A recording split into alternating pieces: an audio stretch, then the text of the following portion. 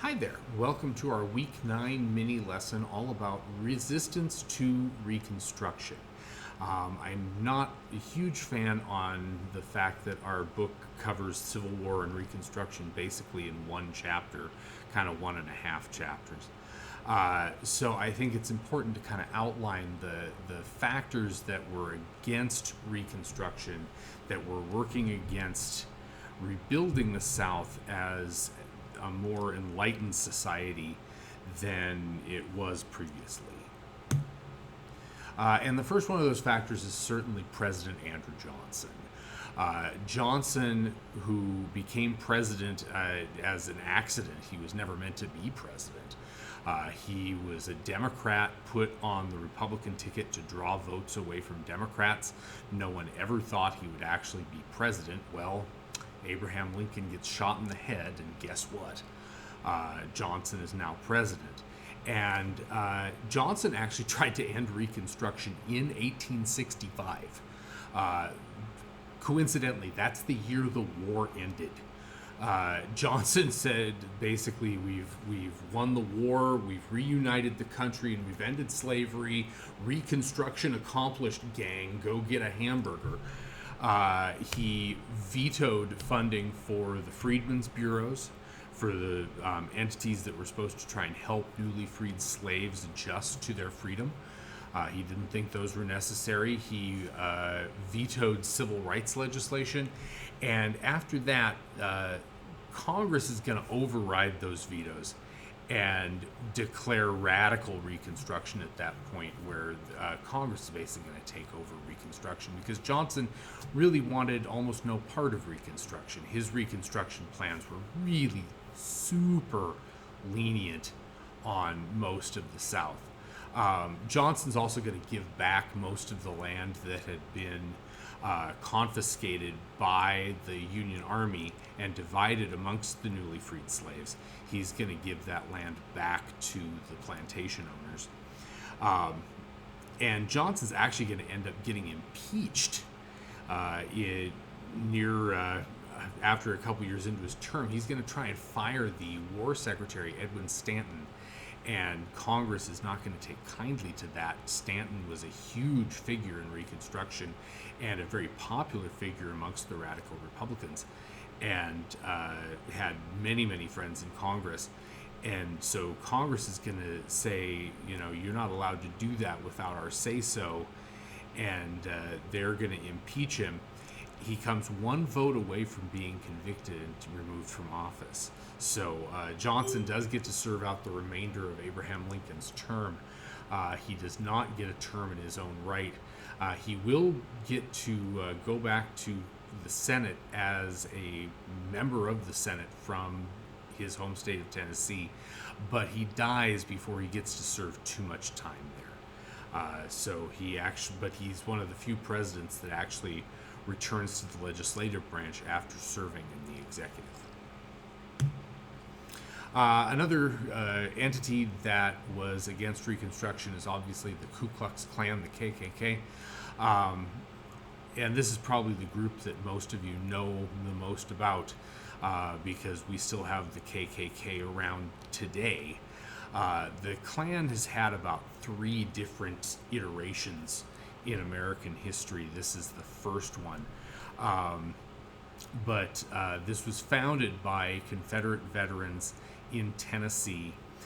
In 1871, the federal government's actually going to go after the Klan because they were so disruptive to Reconstruction.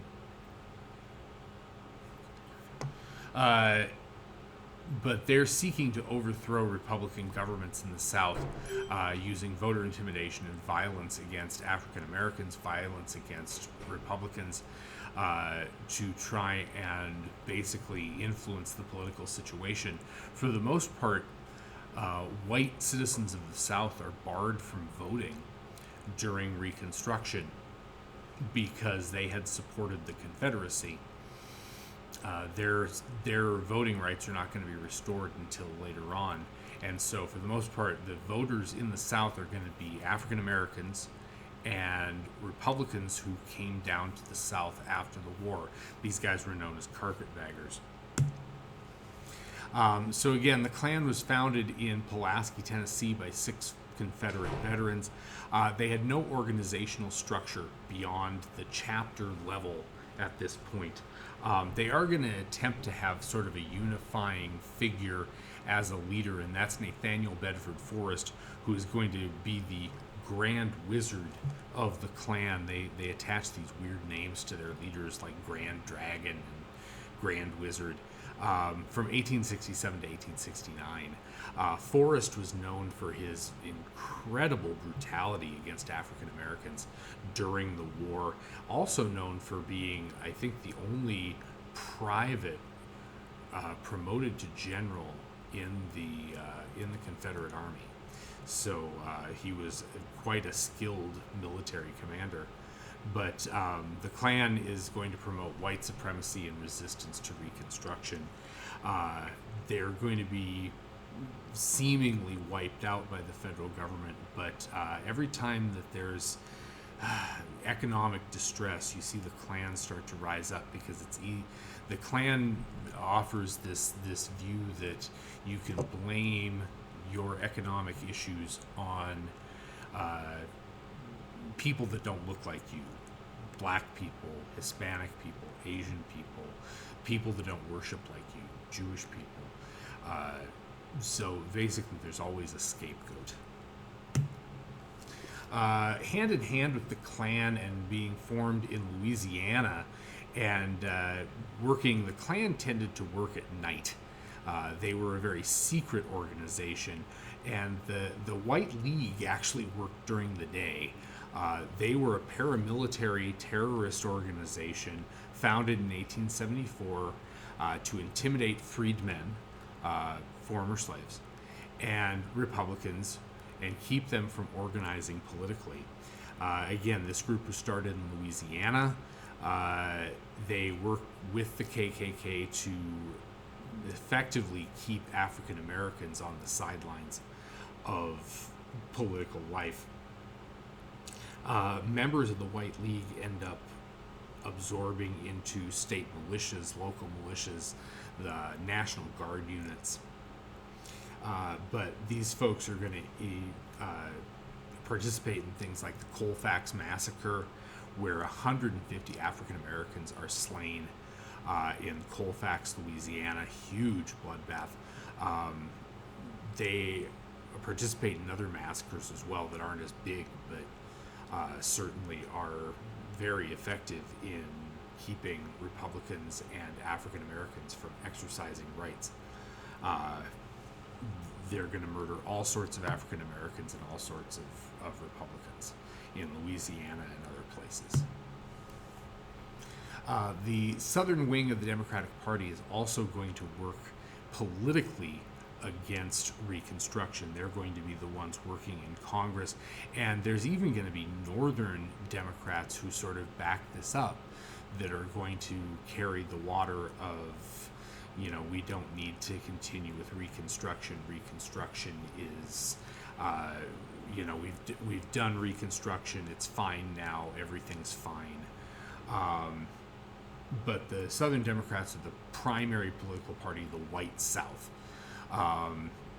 And Republicans get intimidated and get run away or get killed, and then Democrats regain their political power in the South. Also, as whites in the South regain the right to vote, you have more and more Democrats being elected to office in the South. This party and the other groups that we've mentioned are going to spread misinformation about the Freedmen's Bureaus. They're going to spread the idea that the Freedmen's Bureaus are basically big slush funds for former slaves to basically not have to work, and that's very much untrue. But the Southern Democrats get known as redeemers. Near the 1876 elections, they are working to restore white Southern rule, to redeem the South, is what they were trying to do, and to take power away from carpetbaggers, who were these Republicans who came to the South after the war, and scallywags who were Southern Republicans working with the Republicans, people working with the Republicans, and return to white Southern Democratic rule. The Democratic Party is king in the South into the 1960s. It's not until the 1964 presidential election that you start to see Republicans starting to play in the South in any way, shape, or form. Finally, Jim Crow laws are working to keep African Americans in a position of servitude in a second-class citizenship. These are laws that enforced racial segregation and kept African Americans from exercising their political rights. Things like poll taxes, things like literacy tests to keep them from voting. You had separate schools, separate drinking fountains, separate public facilities, and all of that was ruled to be okay in a Supreme Court case called Plessy versus Ferguson in 1896, where the Supreme Court ruled that you can have everything separate as long as it's equal, and I put equal in quotation marks because the facilities are never really equal. In schools, for example, the white schools have the latest textbooks, they're nice buildings, the latest equipment, the best trained teachers. The black schools, we're thinking tar paper shacks,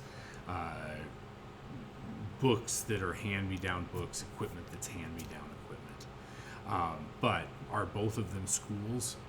Yes. And so for a long time, southern states get away with this idea of, oh, well, we have equal facilities, but they weren't really equal facilities.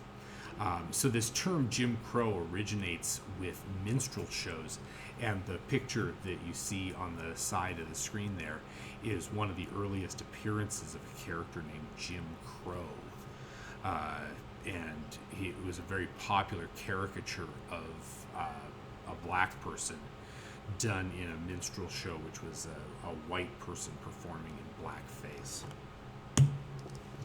And then finally, the real end of Reconstruction happened in 1877 as a result of the election of 1876. There were several disputed states, including Florida. Florida's always a problem, isn't it? And rather than Congress, the House of Representatives, doing its constitutional duty and deciding the election, they decide to kick the can to an electoral commission made up of members of the House and the Senate from both parties. And what ultimately ends up happening is the Democrats on the commission say to the Republicans, look, we're not crazy go nuts for Samuel Tilden, who was the Democratic nominee. So we'll let you have Rutherford B. Hayes, but he has to agree to end Reconstruction, withdraw the Union Army from all of the states. They were withdrawn from most of the states by this point, but withdraw the Union Army from everywhere that it still is, bring everybody home, end Reconstruction programs, and the Freedmen's Bureaus, and all of this stuff. And the Democrats said, yeah, sure, that sounds great. For the most part, the public was really sick and tired of Reconstruction by this point. We had had troops in the South for over 10 years. Remember that the war ended in 1865. It's now 1876. So it's been over 10 years. And for the most part, the public's going, why are we still protecting? Why do we still have to protect African Americans? Why can't we just go back to how things were before? And white America basically chooses not to care about what happened to African Americans in the South anymore. And the southern states are more than happy to go back to basically treating African Americans like second-class citizens. They're not slaves, but they are not treated with the same citizenship rights as white people. So on your screen there, you see Rutherford B. Hayes. I will say one of the greatest beards in American political history, Rutherford B. Hayes. Anyway, so your journal topic for today. And please respond to this in the journal assignment on Moodle, which is below this video. Many historians say, in regards to the Civil War, typo, the North won the war and the South won the peace. Do you agree with that statement?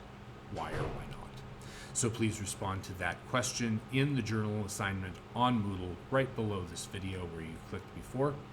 Have a great rest of your week, and see you next week.